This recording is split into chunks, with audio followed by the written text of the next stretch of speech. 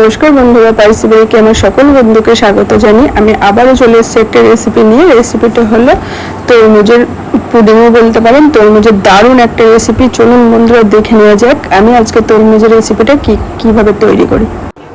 এই দেখুন, একটা বড় সাইজের তরমুজ নিয়ে নিয়েছি তরমুজের রেসিপি তৈরি করার জন্য। এইবার আমি তরমুজটা কেটে নেব।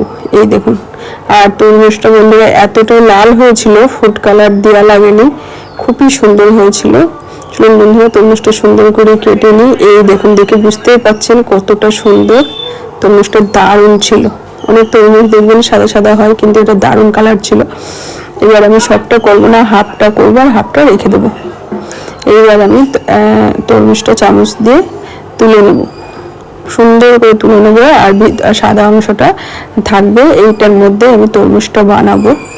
এতটাই সুন্দর হয় কি বলবো। যে বন্ধুরা এখন পর্যন্ত চ্যানেলটাকে সাবস্ক্রাইব করেননি, অবশ্যই সাবস্ক্রাইব করে পাশে থাকবেন। আর যে বন্ধুরা অলরেডি সাবস্ক্রাইব করে দিয়েছেন, অসংখ্য ধন্যবাদ আমার ভিডিও দেখার জন্য, পাশে থাকার জন্য। এই দেখুন, 1 প্লেট হয়ে গেছে। এবার মিক্সিতে জুস করে নেব। আর এমনভাবে করতে হবে বীজটা একটু ভেঙে যাবে না, 2-3 পাক দেওয়ার পরেই হয়ে যাবে জুস। এই দেখুন, আর কতটা জুস এমনি বার হয়ে গেছে। আর তরমুজেতে অনেক জল, তাই একটু জল দিতে লাগেনি। এই দেখুন হয়ে গেছে, আর দানাগুলো সবই আছে। এইবার আমি ছাঁকনা দিয়ে ছেঁকে নেব। ছাঁকনা দিয়ে জুসটা সুন্দরভাবে ছেঁকে নেব। আর বন্ধুরা, অনেক বন্ধুরা লাইক দিতে ভুলে যান, অবশ্যই লাইকটা দিয়ে দেবেন, লাইক দিয়ে পাশে থাকবেন। এই দেখুন কতগুলো বীজ, আর এই দেখুন কতটা ছোপা বার হয়ে গেছে। তাও চিপে চিপে অনেক রস বার করে নিয়েছি সুন্দর করে। আর কালারটাও খুব সুন্দর লাগছে না দেখতে, এই দেখুন। আর এইগুলো ফেলে দেব। এইবার আমি জুসটা তৈরি করে নিয়েছি, কতটা জুস তৈরি হয়েছে। এবার আমি দিলাম হচ্ছে সামান্য একটু লবণ দিলাম। আর এই সবজাটা আপনারা পরেও দিতে পারেন, আমি এখনই দিয়ে দিলাম। সবজা একটু ভিজিয়ে রেখেছিলাম, আপনারা চিয়া সিডও দিতে পারেন।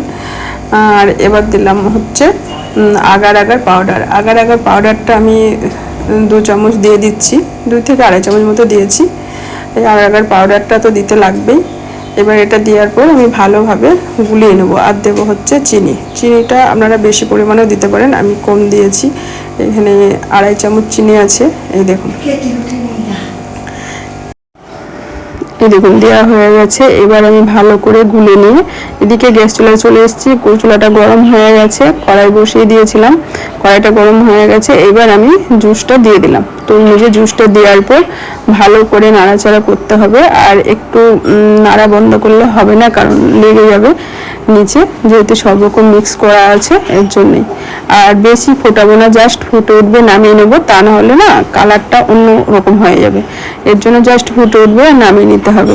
দেখে বুঝতেই পারছেন কত ফুটে উঠেছে। এইবার আমি গ্যাসটা অফ করে দেবো। গ্যাসটা অফ করে দেওয়ার পর হালকা গরম থাকবে, এই অবস্থায় আমি ঢেলে নেব। আর আমি ঢালছি হচ্ছে, আমি যে তরমুজটা বার করে নিয়েছিলাম খোসা থেকে, সেই তরমুজের খোসাটা রেখে দিয়েছিলাম, ওইটার মধ্যে আমি তরমুজটা বানাবো। একদম দেখতে পাচ্ছেন একদম সেম হয়েছে, ওটাও হয়ে যাবে, দিয়ে দেবো।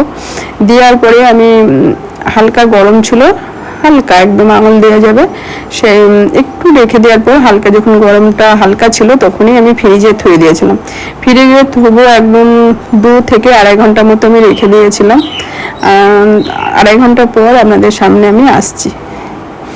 এই দেখুন, এদিকে তরমুজ আমার রেডি। কতটা সুন্দর হয়েছে দেখে বুঝতেই পারছেন, এতটাই সুন্দর হয়েছে। আমার বিভাস বলছে, মা আমি কাটি, সেলাইগুলো আমি করি। এতটাই সুন্দর লাগছে না, ও দেখেও নিজেই। আর একটু ফুড কালার ব্যবহার করে নিই, আপনারা ফুড কালারও ব্যবহার করতে পারেন, কিন্তু না করেই কত সুন্দর লাগছে, মনে হচ্ছে না অরিজিনাল তরমুজ কাটছি। এমনই বন্ধুরা, আপনারা একবার হলেও ট্রাই করে দেখবেন। আর যদি আমার এই তরমুজের রেসিপি ভালো লেগে থাকে, একটা লাইক করবেন, শেয়ার করবেন, কমেন্ট করবেন। আর পাশে থেকে যে বেল আইকনটা আছে অবশ্যই ক্লিক করে দেবে। তাহলে বন্ধুরা আজকের মতো এইটুকু, আবারও দেখা হবে নতুন রেসিপি নিয়ে। দেখুন কত সুন্দর হয়েছে। তাহলে বন্ধুরা আজকের মতো বাই বাই।